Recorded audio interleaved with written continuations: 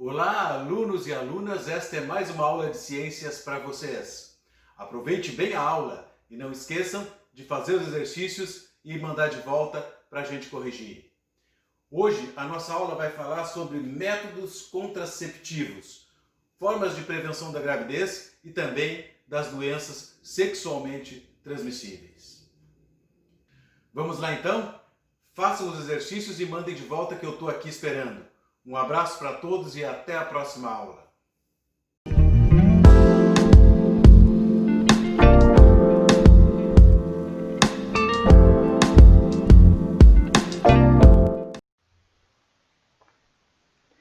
Então vamos à nossa aula de hoje, que vai tratar dos métodos contraceptivos. Os métodos contraceptivos, também chamados de métodos anticoncepcionais, têm por objetivo evitar uma gravidez não programada. Alguns desses métodos também ajudam a prevenir as DSTs, que são as doenças sexualmente transmissíveis, como é o caso dos preservativos, a famosa camisinha. Tipos de métodos contraceptivos. Então, esses métodos eles podem ser naturais, podem ser métodos de barreira, podem ser métodos hormonais, mecânicos e temos ainda aqueles métodos que são definitivos, ou seja, que a princípio são irreversíveis. Um exemplo de método natural é a tabelinha.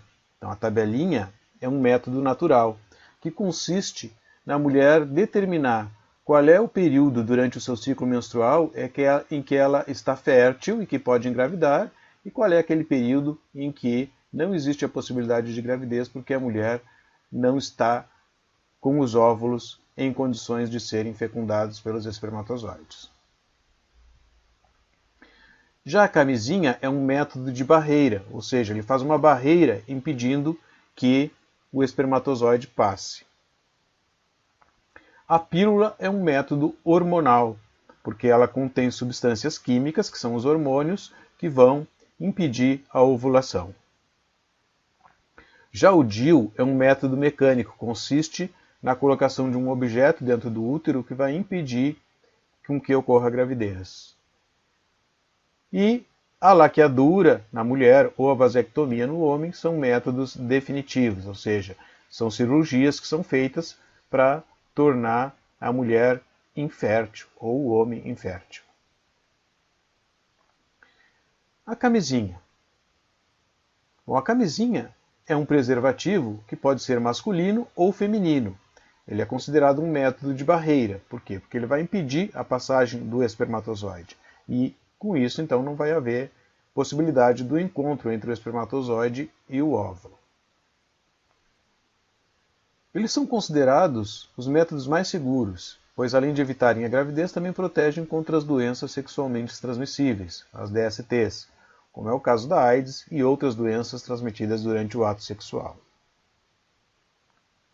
Temos a camisinha masculina, que é considerado um dos métodos contraceptivos mais usados, são os mais populares, e que também protege contra doenças sexualmente transmissíveis. Ela tem um baixo custo, é barata, é fácil de usar e, além disso, apresenta um alto índice de eficácia quando utilizada do modo correto. Ou seja, ela realmente impede a gravidez desde que se use corretamente. A camisinha é um preservativo que consiste em uma capa fina de borracha, látex, que cobre o pênis durante a relação sexual, impedindo a entrada do sêmen no corpo da mulher. Mas temos também a camisinha feminina. A camisinha feminina pode ser colocada até 8 horas antes do ato sexual. É também um método de barreira, também vai impedir a passagem do espermatozoide. Se utilizado corretamente, conforme as instruções, apresenta também um alto índice de eficácia. O plástico da camisinha feminina ele é mais fino e é mais lubrificado que o masculino. O seu uso não é recomendado junto com a camisinha masculina, ou seja, ou se usa a camisinha feminina ou se usa a camisinha masculina. Os dois juntos não deve ser usado. A pílula anticoncepcional. Pílulas anticoncepcionais são feitas com hormônios semelhantes àqueles que são produzidos pelo corpo, Lembram? O estrogênio, a progesterona. Esses hormônios vão atuar impedindo a ovulação e dificultando a passagem dos espermatozoides para o interior do útero também. As pílulas possuem uma eficácia de 99,8%, ou seja, quase 100%. No entanto, não existe um método totalmente seguro. Sempre existe a possibilidade de engravidar mesmo tomando a pílula. Evidentemente que quanto mais cuidados a gente tiver, usando de forma correta, mais eficácia ela terá. É recomendado que ela seja tomada uma pílula por dia, sempre no mesmo horário. E aí quem vai determinar qual é o tipo de pílula e qual é o horário e como deve ser utilizado vai ser o médico. Então quem pretende usar este método anticoncepcional só pode fazer depois de uma consulta com o médico. Temos também anticoncepcionais injetáveis, que também são hormonais. Ele é semelhante à pílula e consiste na aplicação de uma solução oleosa que fica sob a pele e libera a mesma quantidade diária de hormônio que a pílula eliminaria. Pode ser aplicada de forma mensal ou a cada 3 meses. Este método só deve ser utilizado também sob orientação médica. Temos ainda o adesivo anticoncepcional, que também é um método hormonal.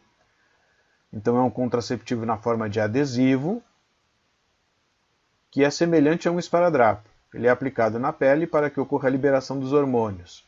Essa liberação vai acontecer de forma contínua. Dispositivo intrauterino. Então a sigla DIU significa dispositivo intrauterino. É um método contraceptivo do tipo mecânico e o material utilizado pode ser o cobre ou hormônios. O DIU de cobre possui uma estrutura metálica com ação espermicida intrauterina, ou seja, ele vai liberar uma substância dentro do útero que vai eliminar os espermas e vai impedir então que o espermatozoide alcance o óvulo. O DIU tem uma eficácia de 99,6%, é quase tão eficiente quanto a pílula anticoncepcional. O DIU hormonal, que é chamado de SIL, apresenta um material macio no formato de T que possui um reservatório de hormônios, aquelas substâncias químicas que também são produzidas pelo corpo, sendo esses liberados em doses baixas no útero, apresentando um alto índice de eficácia. Para utilizar qualquer um dos dois, é importante verificar com o profissional da saúde qual é o método mais adequado, dependendo do perfil de cada mulher. Então, esta é a estrutura que é colocada dentro do útero. Nós temos aqui o útero. Dentro do útero vai esse objeto, que pode ser então de cobre ou de plástico com hormônios que estão sendo liberados progressivamente e que vão então eliminar os espermatozoides. Diafragma. Então, o diafragma é um método de barreira também, ele também vai impedir a passagem do espermatozoide, que deve ser colocado e retirado da vagina, e consiste em uma estrutura de látex, uma borracha também, combinada com gel espermicida, ou seja, um gel que vai matar os espermatozoides. É preciso consultar um médico para verificar o tamanho que deve ser utilizado. Então, há um anel que é colocado dentro da vagina para impedir a passagem dos espermatozoides. Deve ser colocado até 2 horas antes da relação sexual e só ser retirado depois de 4 a 6 horas. Ele pode ser lavado com água e sabão após o uso e pode durar até 2 anos.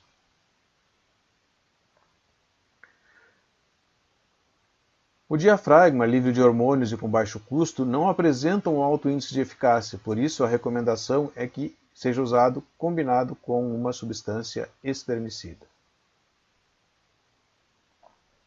Métodos contraceptivos definitivos.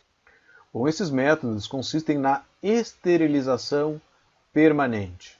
Ou seja, embora exista a possibilidade de reverter, geralmente eles são feitos de forma definitiva. Ele pode ser realizado tanto em homens quanto nas mulheres, impedindo assim que os espermatozoides cheguem até o óvulo. De acordo com a lei do planejamento familiar, as pessoas com mais de 25 anos que tiverem pelo menos 2 filhos vivos ou quando houver risco de vida para a mulher ou para o bebê. Então esses são os critérios que podem usar métodos contraceptivos definitivos. Laqueadura. A laqueadura é o método definitivo, a esterilização nas mulheres. Consiste num corte nas trompas de falópio, né? As trompas que conduzem os óvulos do ovário até o útero, elas então sofrem uma cisão, um corte, para impedir que o óvulo possa chegar ao útero e também que os espermatozoides possam se encontrar com o óvulo. É um procedimento cirúrgico em que o médico utiliza um instrumento que bloqueia então a passagem do espermatozoide até o óvulo e às vezes até é removido um pedaço da trompa para impedir essa passagem. Vasectomia. A vasectomia é a esterilização realizada no homem. Ela consiste no bloqueio dos ductos deferentes, né, os canais que levam o espermatozoide do testículo em direção à uretra. Esse corte é feito antes da vesícula seminal, então o homem é capaz de ejacular, só que o sêmen não possui os espermatozoides. Depois que é feita a cirurgia, o organismo demora até 3 meses para se livrar de todo o espermatozoide que está acumulado. Então, até 3 meses após a cirurgia, o homem ainda pode ser capaz de engravidar. Depois disso, ele passa a ser estéril.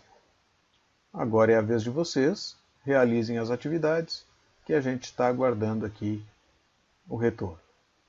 Um bom trabalho.